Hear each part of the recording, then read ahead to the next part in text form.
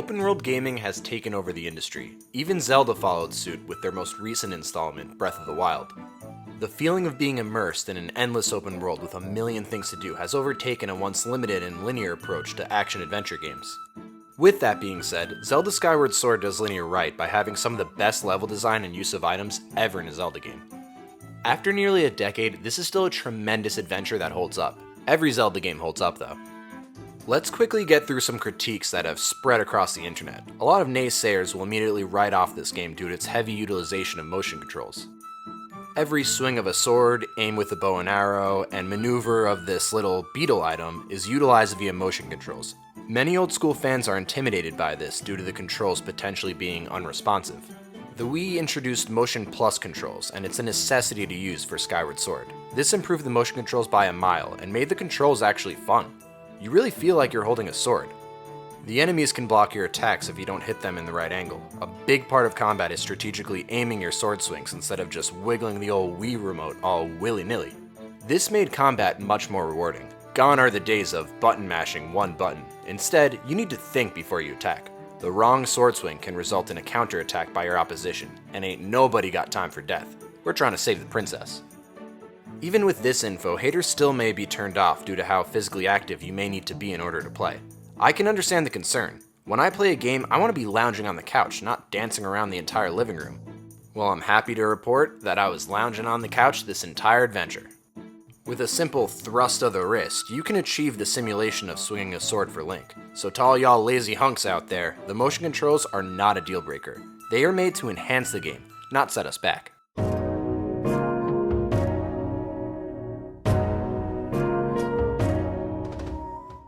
As much as I love the motion controls, that's not even the main attraction for me. Instead, it's the level design that makes this game a true masterpiece. Your mind will constantly be put to the test as you're sifting through items in order to get through dungeons and even regions in this game. In past Zelda games, you simply gain a new item, use that item in whatever dungeon you're in, and then forget about it. Not only does Skyward Sword make the most out of Link's arsenal of items, but it forces you to use those items later on. I love how Skyward Sword forces you to learn the mechanics without spoon-feeding you information. A prime example of this was in the Fire Sanctuary. I was in a room where I saw a treasure chest, so I used my trusty grappling hook and traversed my way into that beautiful treasure, rewarding me with the necessary key.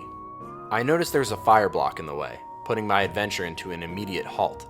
I also happened to notice some sand nearby, so I used my blow thingy to try to blow it away and gain some extra rupees or hearts. And it was only then that I realized that I was inadvertently blowing away the fire block as well.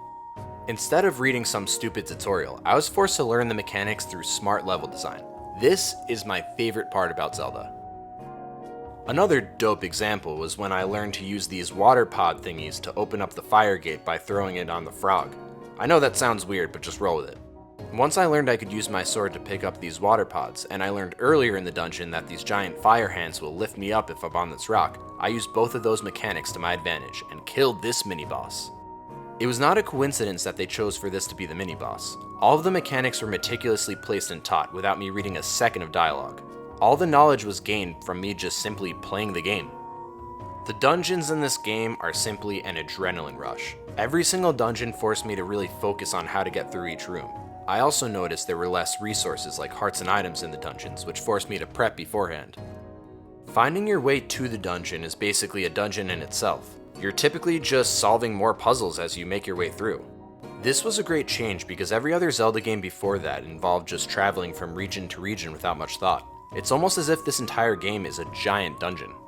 Metroidvania elements are also incorporated, meaning I was constantly visiting old regions with newly obtained items to further explore on my quest. If you're obsessed with open world games and linearity is a deal breaker for you, then so be it, but let's not associate linearity with lazy game design, because everything in Skyward Sword is well thought out and has a purpose. The Silent Realm sections are a blast, and I wish Nintendo released DLC featuring more of these sections, as there are only 4 in the game. You lose all your weapons, and you're basically in a different dimension like the Twilight Zone. This is a collectathon section where you collect tears of one of the gods. It makes your sword more powerful or something, I don't know, just go with it. You're put on a timer in between every tear you collect, and if you waste too much of your precious time, the guardians wake up and go after you. The amount of tension between these sections outweigh any other sections in the entire game. This section is a real adrenaline rush. This is really the only part of the game that encourages exploration. You really don't have much guidance, you just walk around and try to collect stuff. It may be a small section of the map, but it's jam-packed with mini puzzles, and since you have to think on the fly so quickly, you'll constantly be cursing at your TV in horror. This is one of the better stories of the entire series, and it has its fair share of twists. This is the first Zelda story in the timeline, and the main antagonist is this weirdo guy. I was definitely a fan of this villain. He's creepy, he's cocky, he's my kinda guy. You also get a rival named Groose. Groose is probably my favorite character in the history of Zelda games. Just look at him. He's the classic middle school bully, and I loved every second of Groose screen time. He's just a hunk trying to get the princess over you. This is a nice little love triangle. Skyloft is your hub world, and there are some things to do. You can go to the bazaar to buy and upgrade items, buy potions and other goodies that will aid you on your adventure. You'll find yourself prepping in the bazaar before dungeons. I always loved it here due to all the funny characters. Even though the story shifts from other Zelda games, you will feel those Zelda vibes in the bazaar, specifically due to how wacky these characters are.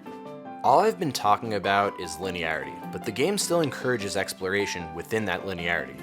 There are tons of collectibles like materials and bugs, and you need to explore within dungeons and regions in order to collect those resources. You use resources to upgrade your items at the bazaar, so exploration is still somewhat of a factor that will reward you. Another twist you'll notice right off the bat is that there's no Hyrule Field, or any Hyrule for that matter. It doesn't exist yet. There's no open ocean either like in Wind Waker. Instead, you ride your trusty Loftwing in the sky. The Sky Hub does not have much going on. There are some side quests that involve mostly fetching stuff for other NPCs, but the feeling of discovery is absent compared to even other linear Zelda games.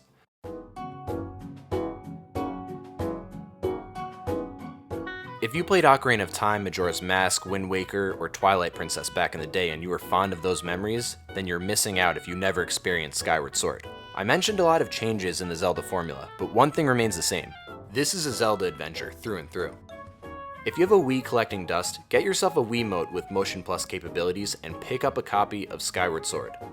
Skyward Sword was the last big title to release under the Wii's hardware, which was Nintendo's best-selling console of all time. It's safe to say that they went out with a bang. Long live Zelda Skyward Sword, the end of an era in which linearity reigned supreme.